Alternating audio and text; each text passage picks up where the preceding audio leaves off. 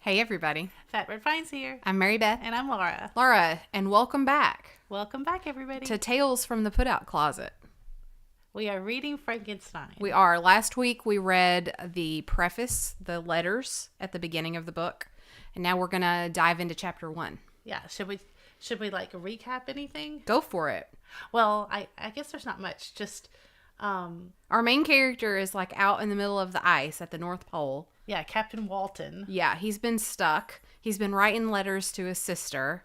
Yes. He needs a friend. He needs a friend. He's lonely. Oh my gosh, he really needs a friend. Oh, my swelling heart. Exactly. He's very sensitive. Oh, my swelling heart. He's very sensitive. Yes. And he's looking for a friend. Yes, and he has found some stranger on the ice. Yeah. And this stranger is about to tell him a big story Yes. about who he is. Yes, and they saw a sighting of like this gigantic person thing. Yeah. Maybe it was Bigfoot. Can't wait to find Maybe that it was out. a Yeti in the North Pole. That would be great. It could have been. Could have been. We have no idea what's about to happen. Okay, so shall we go ahead and just dive into chapter 1? Let's do it. Go for it. I think you should read first because Okay. you're better. I will start. Chapter 1 is short, so we're probably going to go into chapter 2 as well. Yes. I am by birth a Genovese, and my family A is what?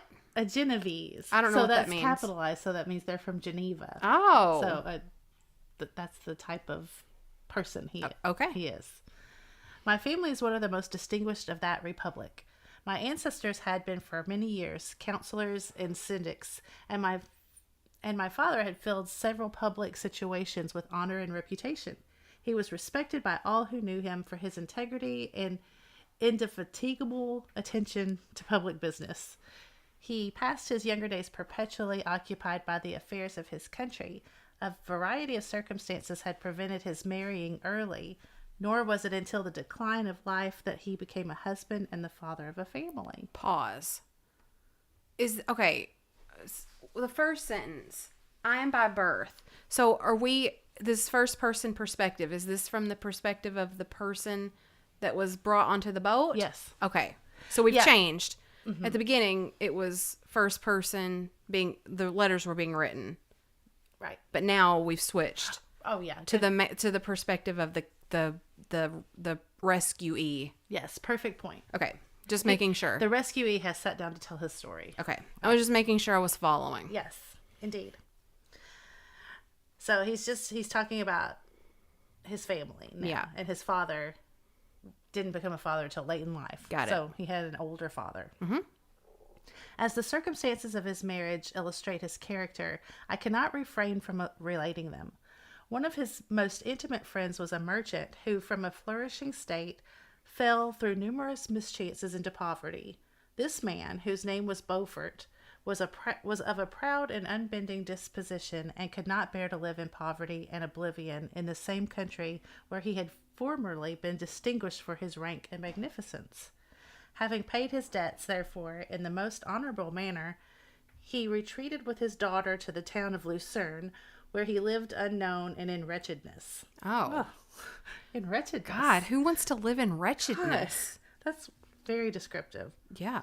My father loved Beaufort with the truest friendship and was deeply grieved by his retreat in these unfortunate circumstances.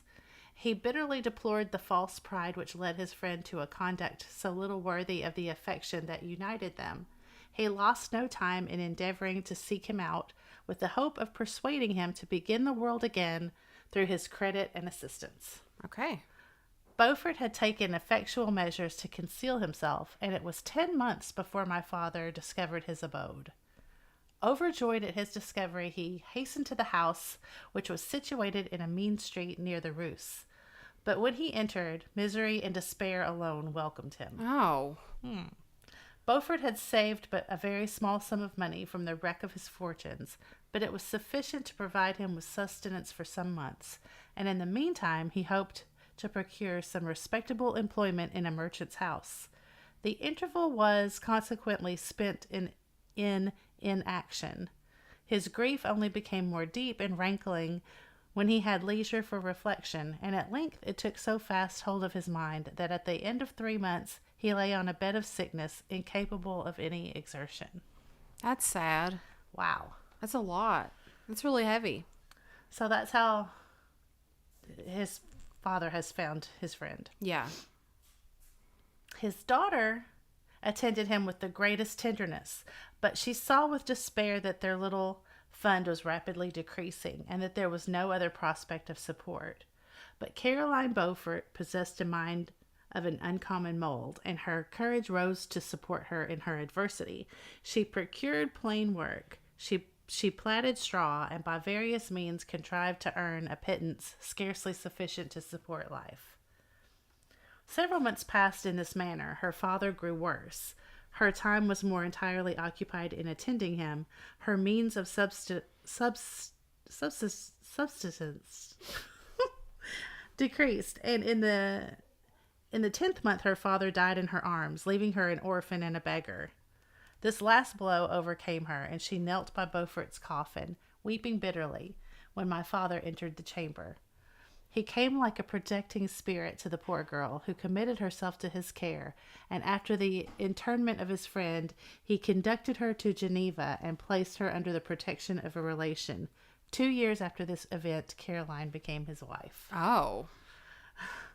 All right, so he... Dang. He... What did it say? He placed her... Under the care of a relative? Yeah. Yeah.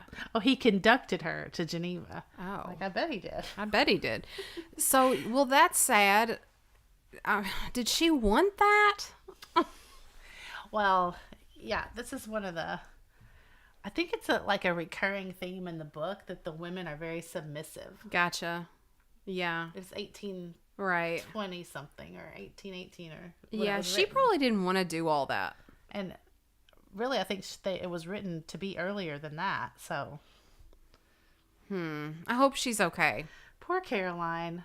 Yeah. I hope this turns out well. Me too. So Caroline is going to be the narrator's mother.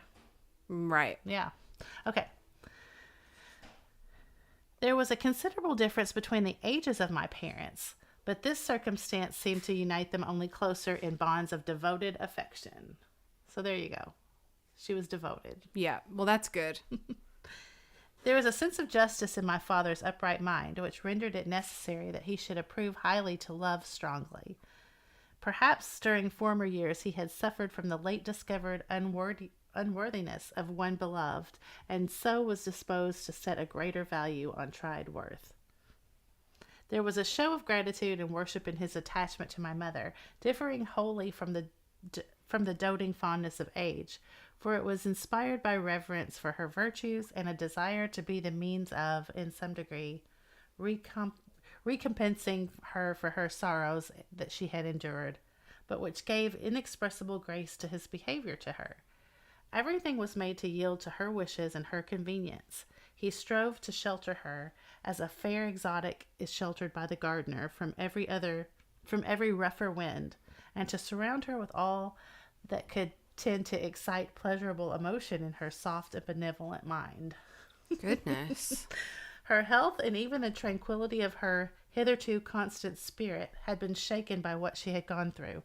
During the 2 years that had elapsed previous to their marriage, my father had gradually relinquished all his public functions, and immediately after their union they sought the pleasant climate of Italy, and the change of scene and interest attendant on a tour through that land of wonders as a restorative for her weakened frame. I want to seek the climate of Italy. You think it would be restorative? I think I would be very restored. Yes, I do too. I'm in for it. I'm here for it. Well, I mean, she's described very submissively, right? Mm-hmm. Like he's just come in, swept her off her feet, like she's totally devoted to him, and he's just like, as a possession, has just taken her off to Italy to Yeah. But it doesn't seem like she's protesting. restore her spirit. Yeah. She's probably fine. From Italy, they visited Germany and France. Oh, nice. I, their eldest child, was born at Naples, and as an infant accompanied them in their rambles. I remained for several years their only child. Much as they were attached to each other, they seemed to draw inexhaustible stores of affection from a very mine of love to bestow them upon me. My mother's tender caresses and my father's smile of benevolent pleasure while regarding me are my first recollections. Wow. I was their plaything and their idol, and something better, their child, the innocent and helpless creature bestowed on them by heaven, whom to bring up to good, and whose future lot it was in their hands to direct to happiness or misery, according as they fulfilled their duties towards me. With this deep consciousness of what they owed towards the being to which they had given life, added to the active spirit of tenderness that animated both, it may be imagined that while during every hour of my infant life I received a lesson of patience, of charity, and of self-control, I was so guided by a silken cord that all seemed but one train of enjoyment to me. Well, how idyllic, right? I mean, what a great infancy. Yes. Something bad's going to happen. I totally agree with that. I think that is foreshadowing to the max. Yeah. Don't you? It can't all be love and sunshine forever. Yes. I think that this is, massive foreshadowing. Yeah. For this poor man. For a long time, I was their only care. My mother had much desire to have a daughter, but I continued their single offspring. When I was about 5 years old, while making an excursion beyond the frontiers of Italy, they passed a week on the shores of the Lake of Como. Their benevolent disposition often made them enter the cottages of the poor. This, to my mother, was more than a duty. It was a necessity, a passion, remembering what she had suffered and how she had been relieved, for her to act in turn the guardian angel to the afflicted. During one of their walks, a poor cot in the foldings of a veil attracted their notice as being singularly disconsolate, while the number of half-clothed children gathered about it spoke of penury in its worst shape. One day when my father had gone by himself to Milan, my mother, accompanied by me, visited this abode. She found a peasant and his wife, hard-working, bent down by care and labor, distributing a scanty meal to 5 hungry babies. Among these, there was one which attracted my mother far above all the rest. She appeared of a different stock. The 4 others were dark-eyed, hardy little vagrants. This child was thin and very fair. Her hair was the brightest living gold, and despite the poverty of her clothing, seemed to set a crown of distinction on her head. Hardy little vagrants? That's harsh. Yeah, I suspect that wasn't as bad of a word as we have maybe right now. I'm kind of hardy. Are you kind of vagrant? Maybe. Oh my gosh. Okay, so we're getting this picture of this like angel of a child, right? Yeah. She's practically glowing. She's a vision. Her brow was clear and ample. Her blue eyes... Ample? An ample brow? Yeah, maybe like her forehead? Ample? Like it was... I don't Never know. mind. Her blue eyes cloudless, and her lips and the molding of her face so expressive of sensibility and sweetness that none could behold her without looking on her as of a distinct species, a being heaven sent, and bearing a celestial stamp in all of her features. Is she gonna like buy this baby? I don't know. Is she gonna rip it away from the rest of the poor family, the poor vagrant family? I don't know. Gosh. Maybe that was something. I think that was probably something that happened. You have all these kids and you can't take care of them, so you're just like, here you go. But they come in and take the pretty one. Yeah. That's kind of Yikes. shitty. I don't know how I feel. I don't know how I feel about that. Yeah. Let's see. Maybe that won't happen. Oh, we're going to have to turn that off, Laura. Yeah, I'm so sorry. That won't do. I've sat down to read without turning off my phone. Let's see. Okay, so she's seen this vision of an angel in this house. Okay. The peasant woman, perceiving that my mother fixed eyes of wonder and admiration on this lovely girl, eagerly communicated her history. She was not her child, but the daughter of a Milanese nobleman. Her mother was a German and had died on giving her birth. The infant had been placed with these good people to nurse. They were better off then. They had not been long married, and their eldest child was was but just born. The father of their charge was one of those Italians nursed in the memory of the antique glory of Italy, one among the, this is an Italian word that I'm not going to pronounce. Okay. Okay. Who exerted himself to obtain the liberty of his country. He began the victim of its weakness. Whether he had died or still lingered in the dungeons of Austria was not known. His property was confiscated. His child became an orphan and a beggar. She continued with her foster parents and bloomed in their rude abode, fairer than a garden rose among dark-leaved brambles. Wow. Gosh. So Dark-leaved brambles? I know. The- Just okay. because this poor child, this is just because this child was born to a nobleman. The you know, brunette kids are dark-leaved brambles. and hardy vagrants. Yeah. And now we've got this blonde, angelic, blue-haired or blue-eyed beauty. Yes. Okay. This is fine. When my father returned from Milan, he found playing with me in the half of our villa a child fairer than a pictured cherub, a creature who seemed to shed radiance from her looks, and whose form and motions were lighter than the chamois of the hills. The apparition was soon explained. With his permission, my mother prevailed on her rustic guardians to yield their charge to her. They were fond of the sweet orphan. Her presence had seemed a blessing to them, but it would be unfair to her to keep her in poverty and want, when Providence afforded her such powerful protection. They consulted their village priest, and the result was that Elizabeth Lavenza became the inmate of my parents' house, my more than sister, the beautiful and adored companion of all my occupations and my pleasures. Oh. Okay. Wow. So they've taken in this child. Yeah.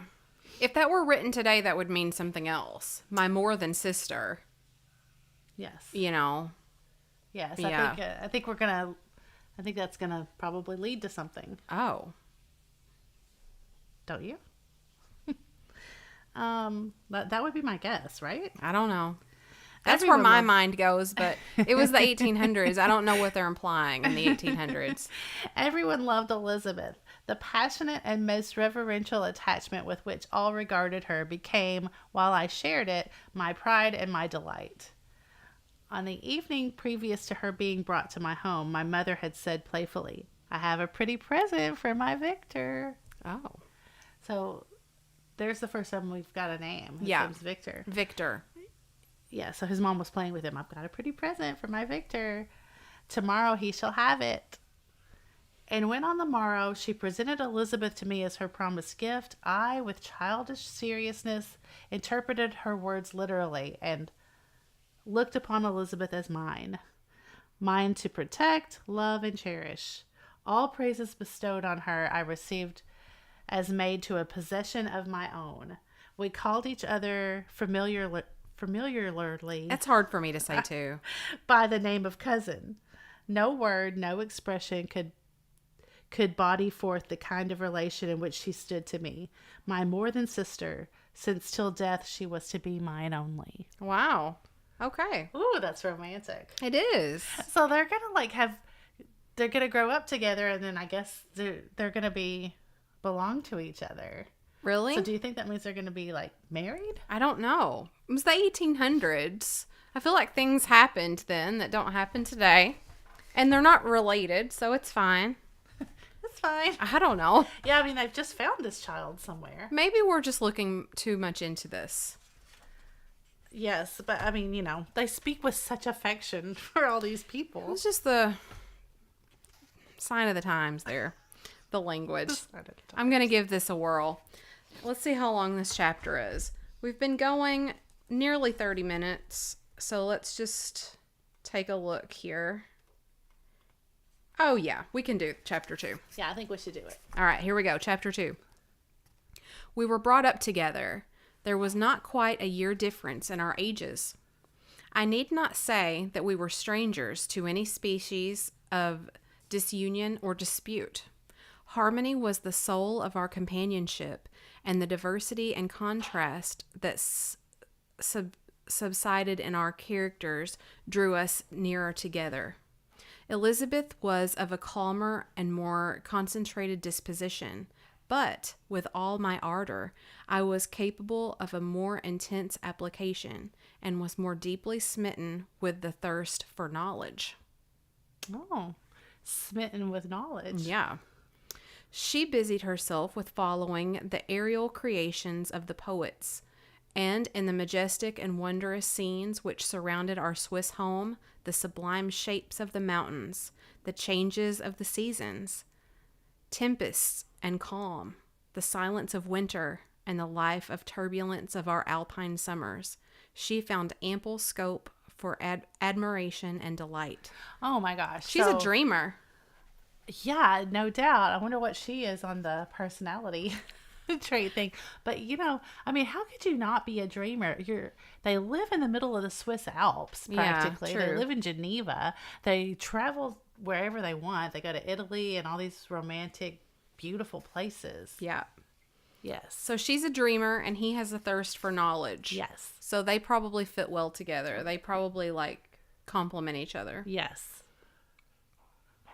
Okay, here we go. While my companion contemplated with a serious and satisfied spirit the magnificent appearances of things, I delighted in investigating their causes. The world was to me a secret which I desired to divine. Curiosity, earnest research to learn the hidden laws of nature, gladness akin to rapture, as they were unfolded to me, are amongst the earliest sensations I can remember. Yeah, so she is admiring everything, and he's wanting to figure it all out. And see how it works. He is very curious. Yes. On the birth of a second son, my junior by 7 years, my parents gave up entirely their wandering life and fixed themselves in their native country. We possessed a house in Geneva, a campaign on Bellerive, probably, the eastern shore of the lake, at the distance of rather more than a league from the city. We resided principally in the latter, and the lives of my parents were passed in considerable seclusion. It was my temper to avoid a crowd and to attach myself fervently to a few. So he just has a few people that he's close with, right? Right. They're doing very well with I feel like a personality I feel like I know these people. test coming on. Yeah. I was indifferent, therefore, to my schoolfellows in general, but I united myself in the bonds of the closest friendship to one among them. Henry, it's Clerval, so it's Clerval. Clairvaux. Let's say Clerval. Clairvaux. That sounds fancy. Okay. Henry Clerval was the son of a merchant of Geneva. He was a boy of singular talent and fancy. He loved enterprise, hardship, and even danger for its own sake. He was deeply... He's an adventurer. He is. He was deeply read in books of chivalry and romance. He composed heroic songs and began to write many a tale of enchantment and knightly adventure. Oh, wow. Well, man, I think he's smitten with him too. I think so. He tried to make us act plays and to enter into masquerades in which the characters were drawn from the heroes of... I don't know. You're going to have to tell me this word. Just stay tuned. Ronceville. Ronceville? I think so. I don't know that one. I don't either. Okay, so drawn from the heroes of, we're going to say Ronceville, the Round Table of King Arthur, and the chivalrous train who shed their blood to redeem the holy sepulchre. I don't know that word either. It's okay. From the hands of the infidels. Okay, so does this remind you of anybody else in famous literature? This person? No. It reminds me of Jo from Little Women. Oh. She sat around and wrote all those plays, and she made them all act them out and That's everything. True. Yeah. So he's gonna be beloved before this is all over with. Oh, beloved. Just like Jo. What a like great everybody word. loved Jo. I'm a terrible reader if you're just joining. I'm doing my best. Here we go. No human being could have passed a happier childhood than myself. Dang, don't say that out loud. You're just something terrible is going to happen if you say that out loud. Goodness. My parents were possessed by the very spirit of kindness and indulgence. We felt that they were not the tyrants to rule our lot according to their caprice, but the agents and creators of the many delights which we enjoyed. Wow.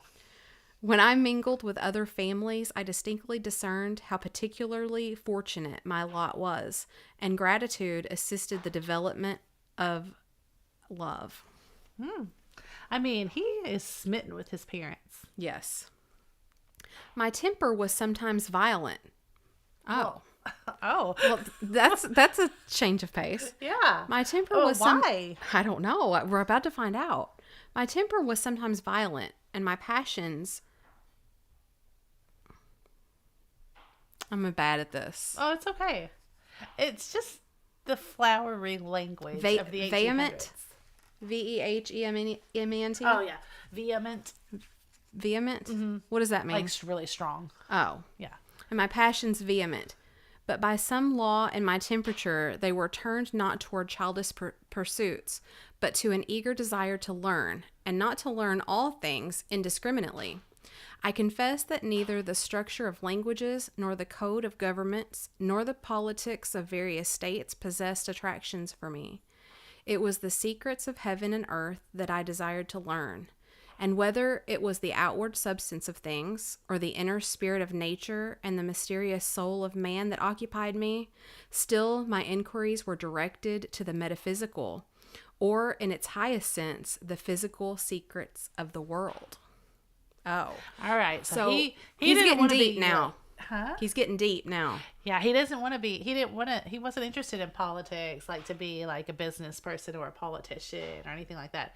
He is all about the natural, phenomenon. He wants to know how things work, like internally and, spiritually.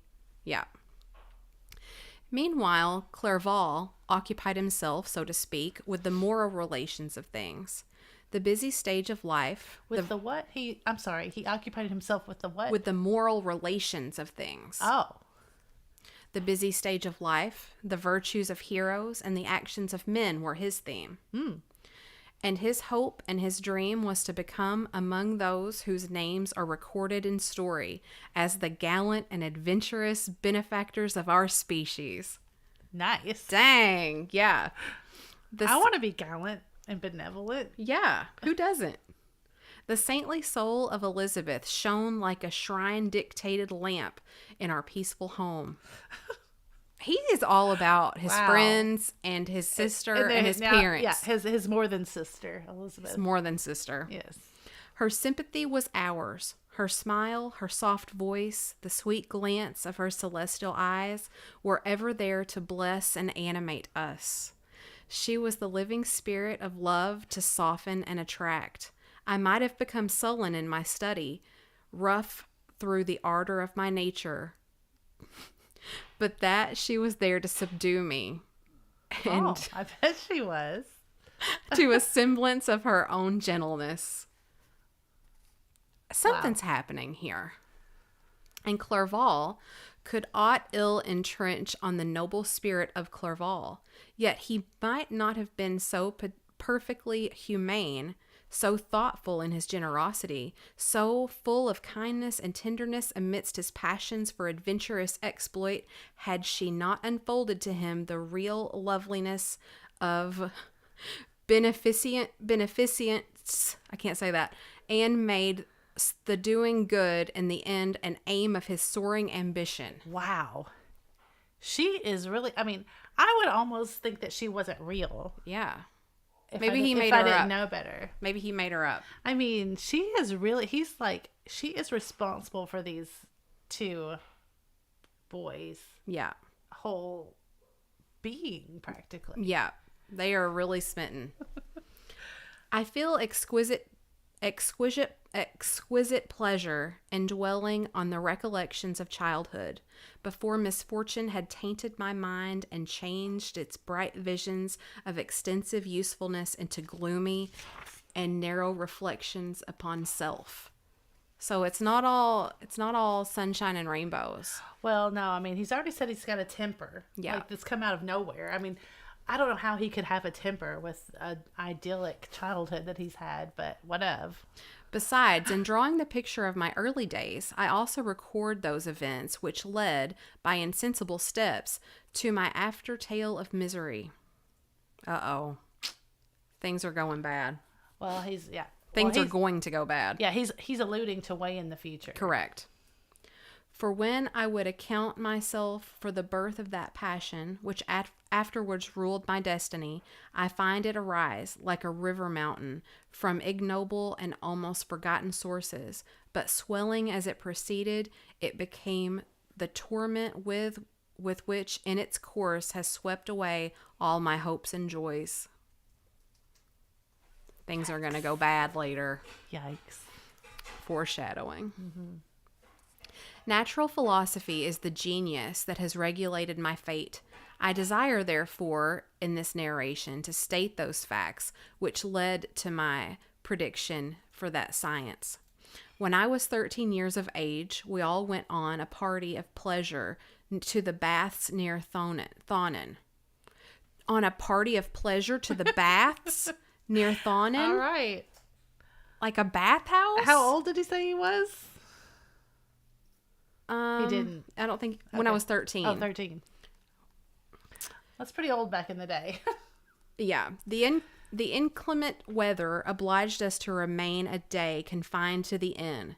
In this house I changed to find a volume of the works of Cornelius Agrippa. I opened it with apathy. The theory which he attempts to demonstrate, and the wonderful facts which he relates soon changed this feeling into enthusiasm. A new light seemed to dawn upon my mind. Bounding with joy, I communicated my discovery to my father. My father looked carelessly at the title page of my book and said, "Ah, Cornelius Agrippa, my dear Victor, do not waste your time upon this. It is sad trash." Sad trash. Sad trash is sad trash. That is quite a review. Isn't it funny? Like, I know we're gonna try to get through this whole chapter, but No, I just you're think it's, they're at this place. They've gone to have fun, but it's bad weather. So like where we would like be sitting around watching TV, they've like grabbed a book of alchemy or whatever to like leisurely plow through. Yeah, but apparently it's trash. Sad trash. Sad trash. If instead of this remark, my father had taken the pains to explain to me that the principles of Agrippa had been entirely exploded, and that a modern system of science had been introduced, which possessed much greater powers than the ancient, because the powers of the latter were chimerical. I don't know that word. It's like chemical and something else. Chimerical. Yeah, okay.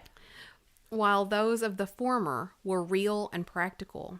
Under such circumstances, I should certainly have thrown Agrippa aside and have contented my imagination, warmed as it was by returning with greater ardor to my former studies. It is even possible that the train of my ideas would never have received the fatal impulse that led to my ruin. Oh. Uh-oh. Dun, dun, dun. We need sound effects. Oh, maybe next week we should have some. Well, how are we going to do this? Well, Such just a thing. We could have them in our hand. Like a flute? Yeah. But the cursory glance my father had taken of my volume by no means assured me that he was acquainted with its contents, and I continued to read with the greatest avidity. Yeah. Like avidness. Yes, thank you. To be an avid reader. Yes, avidity. When I returned home, my first care was to procure the whole works of this author. Oh, so he's invested. Yeah, he's in. And afterwards of Paracelsus and Albertus Magnus. I read and studied the wild All of them. Yeah, all those people. I read and studied the wild fancies of these writers with delight. They appeared to me treasures known to few besides myself. I have described myself as always having been imbued with a fervent longing to penetrate the secrets of nature. Wow. Wow. In spite of the intense labor and wonderful discoveries of modern philosophers, I always came from my studies discontented and unsatisfied. Sir Isaac Newton is said to have avowed that he felt like a child picking up shells beside the great and unexplored ocean of truth. Those of his successors in each branch of natural philosophy with whom I was acquainted appeared even to my boy's apprehensions as tyros engaged in the same pursuit. Wow. That's quite a picture that he's painted. It is. The untaught peasant beheld the elements around him and was acquainted with their practical uses. The most learned philosopher knew little more. He had partially unveiled the face of nature, but her immortal lineaments were still a wonder and a mystery. He might dissect and give names, but not to speak of a final cause. Causes in their secondary and tertiary grades. So, thirdly. Yeah. Some of these words are like hyphenated from one line to the next, and it's really hard for me visually to read them. It makes it hard. I don't like hyphenated text. I don't either. As a thing. It's hard for me. Anyway, tertiary grades were utterly unknown to him. I had gazed upon the fortifications and impediments that seemed to keep human beings from entering the citadel of nature, and rashly and ignorantly I had repined. But here were books, and here were men who had penetrated deeper and knew more. I took their word for all that they averred, and I became their disciple. It may have appeared strange that such should arise in the 18th century, but while I followed the routine of education and the schools of Geneva, I was to a great degree self-taught with regard to my favorite studies. So he's diving in head first. Super smart. He wants to learn as much as he can. Yeah. My father was not scientific, so I was left to struggle with a child's blindness, added to a student's thirst for knowledge. Under the guidance of my new preceptors, I entered with the greatest diligence to the search of the philosopher's stone and to the elixir of life. Wow. I want to know what's the elixir of life. Really? But the latter soon obtained my undivided attention. Wealth was an inferior object, but what glory would attend the discovery? If I could banish disease from the human frame and render man invulnerable to any but a violent death. I'm going to let you go. Okay. From there. Okay. Nor. Wow. I mean, talk about a lofty goal. Yes. He wants to, banish any kind of sickness or ailments for people. That would be great. I wish he had done that. Me too. Okay. Nor were these my only visions. The raising of ghosts or devils was a promise liberally accorded by my favorite authors, the fulfillment of which I most eagerly sought. And if my incantations were always unsuccessful, I attributed the failure rather to my own inexperience and mistake than to a want of skill or fidelity in my instructors. So now he's dealing with the occult here. Yeah. Right? Yeah. He's interested in all of that at the same time. Let's see.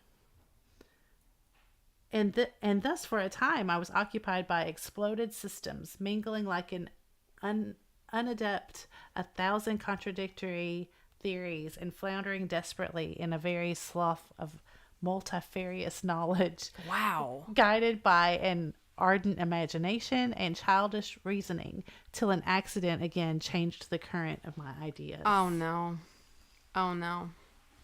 When I was about 15 years old, we had retired to our house near Bellerive when we witnessed a most violent and terrible thunderstorm. Uh-oh. It advanced from behind the mountains of Jura, and the thunderburst at once was frightful, with frightful loudness from various quarters of the heavens. I remained while the storm lasted, watching its progress with curiosity and delight. As I stood at the door, on a sudden, I beheld. I guess that's the old-fashioned way of saying all of a sudden. On a yeah. sudden, I beheld a stream of fire issue from an old and beautiful oak, which stood nearly about 20 yards from our house. And so soon as the dazzling light vanished, the oak had disappeared, and nothing remained but a blasted stump. God, it was just like obliterated. So it got struck by lightning. But it didn't just burn. It just like evaporated from the lightning. Right? When we visited it the next morning, we found the tree shattered in a singular manner. Wow. It was not splintered by the shock, but entirely reduced to thin ribbons of wood. I never beheld anything so utterly destroyed. Before this, I was not unacquainted with the more obvious laws of electricity.